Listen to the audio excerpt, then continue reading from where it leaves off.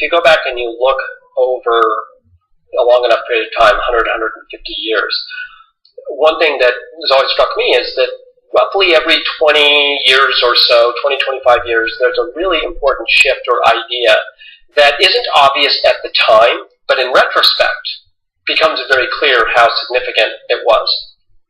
So you go back to the early part of the 1900s, and we had, well, actually even before that, we had the idea of a corporation was a tremendously important change that happened in the late 1800s. And what you had was, it used to be the building blocks of society were sort of individuals and families and things like that, and government.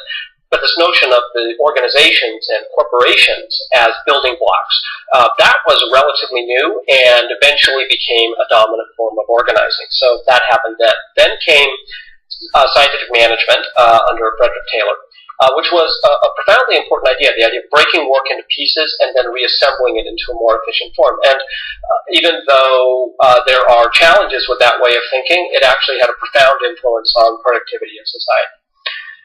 A third was the idea of management, that in order to, and this was what Peter Drucker articulated. I mean, Peter Drucker articulated that management was a central function in society, and that was not so clear before Drucker articulated it, and that was the sort of the next big change. Then came, the next one was, the profound idea was the idea of continuous systematic improvement, pretty much articulated by people like Deming and Duran and so forth, that the idea that you could systematically improve a system and separate out system challenges from, say, individual issues. And that if you focus on managing a system rather than managing just the individual people, you're going to get better outcomes, get great people and manage a great system. That was a profound change.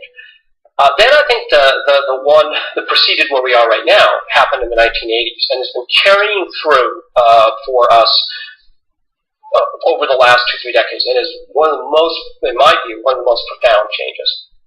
And it's the idea that of entrepreneurship as a systematic and replicable process.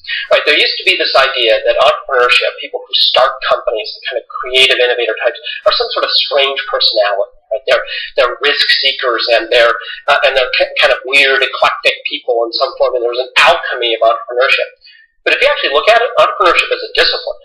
Entrepreneurship is a learnable skill. Entrepreneurship is a practice. Entrepreneurship is something that can be done systematically and replicably, and you can simply decide, I'm going to choose a career path of being an entrepreneur, right? You can just make that, just like choosing to be an accountant or a banker or a doctor or a lawyer. You can choose to be an entrepreneur and start companies. Now think about how profound that is, because then you see how that's carried out in all the things that have changed in business that have happened because people decided to start companies rather than just manage companies, build around those entrepreneurial ideas, and that anybody could do that if they understood the disciplines behind it. I think that has been utterly transformative, utterly profound, and now we can really see the effects of it. That carried us over the last 2 to 3 decades, approximately. I think that idea really crystallized in the 1980s and then has carried forward. What the current one is, I think, is a very interesting question. And it's often hard to see it at the moment. My own hypothesis as to what it is it has to do with shifting from organizations to networks.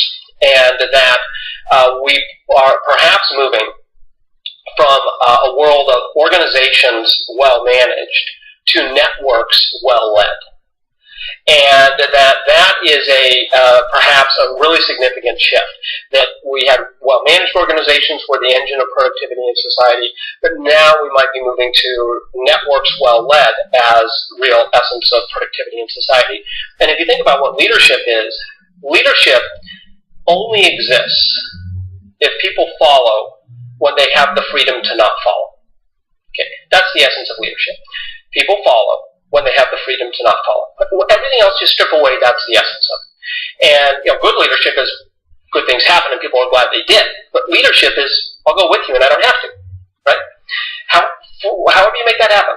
Now, when you think about a network, a network is diffused power, so you can't make people do stuff. The only way you can get things to happen is by leading. And where people will follow because they clearly have the freedom to not follow. So in that sense, we may be on the cusp of a real shift. I think there's one other shift that might be happening. This is an interesting shift, which is that if you think of what entrepreneurship was, building companies, it used to be like have an idea, make that idea into a successful business. And then in the 1980s and 90s, kind of re-articulated that around, no, it's actually not about just building a business, it's about building a company, and building a great company, right? So that shift happened. But now it might actually be going a step further, which is going from building a great company to building a movement. And that real entrepreneurship involves building a movement, not just a company. And you look at how some of the greatest entrepreneurs aren't even in business. And my personal pick of the entrepreneur of the decade is Wendy Koppa, Teach for America, who has clearly built a movement. And I see Wendy as truly, as transformative of society of any entrepreneur in the business community, hands down.